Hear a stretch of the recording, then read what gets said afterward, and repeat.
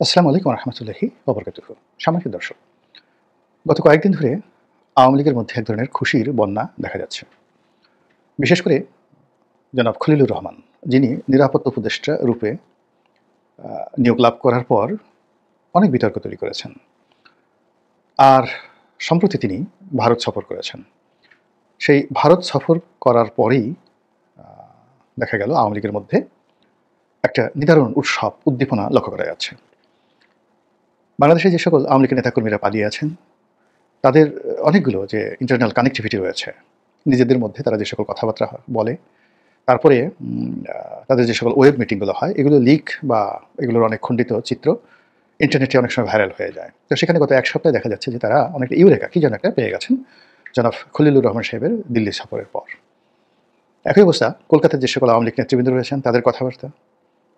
আর শেখ হাসিনার যে সাবেক প্রধানমন্ত্রী, উনার যে বক্তব্য, ঝাঁঝালো বক্তব্য, এটি গত ১ সপ্তাহে রীতিমতো বারুদের মতো হয়ে গেছে।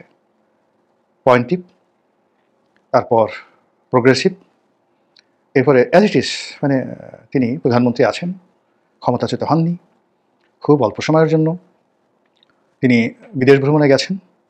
ওখানে বসে তিনি শুনতে পেয়েছেন তার সিংহাসনে কেউ হয়তো বসেছে। তো ওটা শোনার পর তার যেভাবে রাগ হচ্ছে এবং যেভাবে তিনি যাকে বলা হয় প্রতিশোধ নেয়ার মতো ক্ষমতা রাখেন বা পারেন, অ্যাজ ইট ইজ ওইরকম একটা ভাব তার বক্তব্যে গত ১ সপ্তাহ যাবৎ লক্ষ্য করা যাচ্ছে। এটা কেন হচ্ছে, কি হচ্ছে সেই বিষয়গুলো নিয়ে আলোচনা করব। তার আগে আরেকটু বলে নেই। দ্বিতীয় যে আ লক্ষণ সেটি হলো দিল্লিতে জনাব খলিলুর রহমান যে বৈঠক করেছেন, সেই বৈঠক সম্পর্কে রাষ্ট্রের পক্ষ থেকে বা খলিলুর রহমান সাহেবের পক্ষ থেকে তেমন কিছু বলা হয়েছে এরকম আমার নজরে আসেনি। কিন্তু ওখানে তিনি ছিলেন, তার সঙ্গে ভারতের কর্তৃপক্ষ ছিলেন, অজিত দোভাল ছিলেন। অজিত দোভালের সঙ্গে আবার মার্কিন রাষ্ট্রদূত ভারতে যিনি আছেন নিয়োজিত, সেই মার্কিন রাষ্ট্রদূত ছিলেন। এরকম বৈঠক হয়েছে। নানা রকম সেই বৈঠকের মানে সত্য, মিথ্যা, বানানো, কুৎসা, whatever maybe does not matter. Awami লীগের যারা লোকজন রয়েছেন সোশ্যাল মিডিয়াতে, তারা এত চমৎকারভাবে তারা সেই জিনিসগুলো প্রচার করছেন। আপনি যদি শোনেন, মানে আমার কাছে মনে হয় অনেকগুলো বক্তব্য একেবারে ডাহা মিথ্যা। কিন্তু তাদের বক্তব্য শুনলে মনে হবে যে অজিত দোভাল, মার্কিন রাষ্ট্রদূত এবং জনাব খলিলুর রহমান তারা যখন বৈঠক করছিলেন, তো বৈঠকের আগে ৩ জনই সেই ইউটিউবার বা কনটেন্ট ক্রিয়েটর তাদের সঙ্গে আলাপ আলোচনা করেছেন। সেই ইউটিউবার শিখিয়ে দিয়েছেন ৩ জনকে এভাবে কথা বলবে। তারপরে তারা আবার যেভাবে কথাগুলো বলেছেন, কথাগুলো বলার পরে ওই সময়টাতে সেই ইউটিউবার উপস্থিত ছিলেন বা তারা উপস্থিত ছিলেন, শুনেছেন। এরপরে আবার পরবর্তীকালে সেই মানে ৩ জন ব্যক্তি তারা যা কিছু বলেছেন ওটার একটা লিখিত প্রতিবেদন আবার সেই ইউটিউবারের কাছে জমা দিয়েছেন। তো এইভাবে অনেকে বিশ্বাসযোগ্য করে বর্ণনা করছেন যে অ্যাজ ইট ইজ, যে সকাল ৯টা ৩০ সময় খলিলুর রহমান সাহেব ঢুকলেন। তিনি ওই জায়গাতে দাঁড়িয়েছিলেন। ৫ মিনিট পরে তাকে ভিতরে ডেকে নেওয়া হলো। এরপর অজিত দোভাল আসলেন, তার সঙ্গে হ্যান্ডশেক করলেন, বসে থাকলেন। অজিত দোভালের একটি চোখ পিটপিট করছিল, মুখে ছিল মুচকি হাসি। তিনি হাতটা বাড়িয়ে দিলেন হ্যান্ডশেক করার জন্য, কিন্তু পরিপূর্ণভাবে খলিল সাহেবের সঙ্গে যেন করমর্দন না হয়। হাতের প্রথম ৪টি যে আঙুল, সেই আঙুলের অল্প অংশ যেভাবে ব্রিটেনের রানী হাত বাড়িয়ে দেন হ্যান্ডশেক করার জন্য, তিনি কখনো ফুল হ্যান্ডশেক করেন নাই কারোর সঙ্গে, একমাত্র নেলসন ম্যান্ডেলা ছাড়া।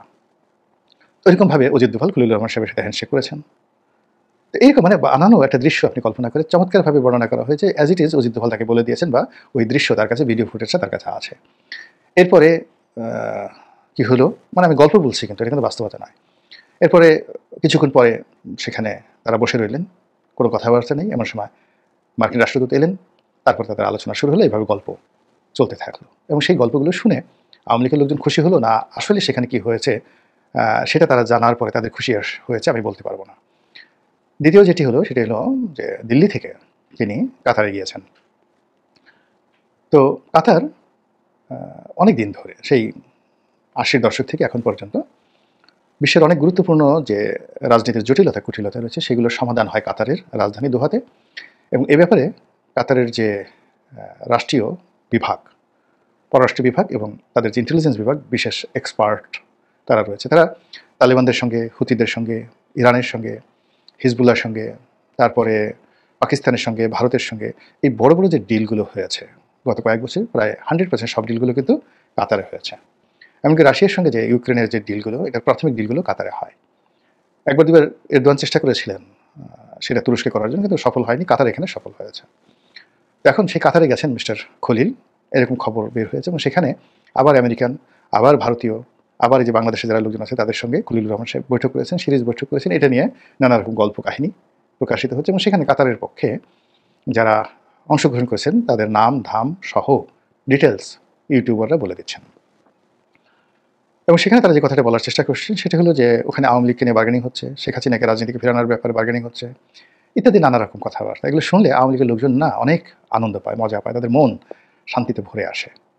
তো এই সকল কারণে তাদের মনে শান্তি কিনা আমি বলতে পারবো না। আপনি যদি সাম্প্রতিক সময় বিবিসি বাংলার সঙ্গে জনাব সজীব ওয়াজেদ জয়ের সাক্ষাৎকার দেখেন, তারপর ভারতের কয়েকটি টেলিভিশন মিডিয়ার সঙ্গে সজীব ওয়াজেদ জয়ের সাক্ষাৎকার দেখেন, আপনি তার বলার ধরন, প্রকৃতি, মানে তার শব্দচয়ন, বাংলাতে তার শব্দচয়ন এবং ইংরেজিতেও তিনি এমনি অনেক অনেক ভালো বলেন এবং তার এই ইংরেজি বলাটা এখন জনাব তারেক রহমান সাহেব এবং ডক্টর মোহাম্মদ ইউনূস তাদের সকলের জন্য রীতিমতো লায়াবিলিটিসে পরিণত হয়েছেন। এর কারণ হলো তার ইংরেজি অ্যাকসেন্ট, উচ্চারণ, প্রাসঙ্গিকতা, তার বডি ল্যাঙ্গুয়েজ এবং তার ইংরেজি বলার যে রিদম এর ধারের কাছে নেই। মানে ডক্টর মোহাম্মদ ইউনূসের ইংরেজি যদি বলেন, তারেক রহমান সাহেবের ইংরেজি আমি কখনো শুনিনি, কিন্তু ডক্টর মোহাম্মদ ইউনূস সাহেবের বক্তব্য ইংরেজিতে যদি শুনেন আর জয়ের ইংরেজি যদি আপনি দেখেন, তাহলে এই দুইয়ের মধ্যে পার্থক্য হলো জয় যখন কথা বলেন তখন মনে হবে শশী থারুর কথা বলছেন, বারাক ওবামা কথা বলছেন, অথবা ক্লিনটন কথা বলছেন, অথবা মার্গারেট থ্যাচার কথা বলছেন। ইংরেজির মানটা ওই পর্যায়ের। আর তার পাশে যদি ডক্টর মোহাম্মদ ইউনূসের ইংরেজি দেন, আমার কাছে মনে হয় তিনি চট্টগ্রামের আঞ্চলিক ভাষায় ইংরেজি বলছেন, অথবা বরিশালের আঞ্চলিক ভাষায় ইংরেজি বলছেন, এরকম আমার কাছে মনে হয়। এটা আমার ব্যক্তিগত অভিব্যক্তি। কিন্তু এর ফলে কী হলো, জয় বাংলায় বললে অনেকে খুশি হয়, কিন্তু ইংরেজিতে যদি জয় কোনো বক্তব্য দেন তাহলে এটা তার যারা রাজনৈতিক প্রতিপক্ষ তাদের গায়ে রীতিমতো কচুর বিষ লেগে যায়। যারা এমনভাবে ইংরেজি বলতে পারে না, যারা এমনভাবে মানে যাকে বলে বিদেশি গণমাধ্যমের সাথে সাক্ষাৎকার দেওয়ার সুযোগ পায় না, তো সে সকল মানুষ কিন্তু বাংলাদেশে এই মুহূর্তে তারা খুবই ক্ষমতাধর, আগামীতে মনে করে তারা রাষ্ট্র ক্ষমতা চালাবেন, এই মানুষগুলো তাদের গায়ে রীতিমতো কচুর বিষ বা কচুর রস লেগে যায় এবং তারা জ্বলে পড়ে মনে হয় যে জয়কে যদি পেতাম ওর কান দুটো মলে দিতাম, ঠোঁট দুটো টেনে দিতাম, যে এই ঠোঁট ইংরেজি বলো কী করে। তারপর গালের, মানে আমরা যেটা একটা গালের এটাকে বলে হয় মানে কানসা, মানে গালের এবং কানের মাঝামাঝি যে জায়গাটি রয়েছে আর গালের যে যেটি অংশ রয়েছে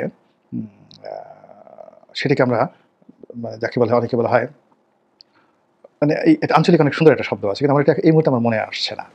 তো গালটা ধরে আমরা টেনে দিই, এরকম যে অনেক আছে না যে গাল ধরে জোরে জোরে আপনি ওরে আমার কুটু বাবুরে, ওরে আমার টুসু বাবুরে, ওরে আমার পুনু বাবুরে, মানে একটা ছেলেকে বা শিশুকে আপনি আদর করতে চান কিন্তু তার প্রতি আপনার খুব রাগ, এই জন্য আপনাকে গাল টিপতে গিয়ে জোরে আপনি গাল টিপে দেন।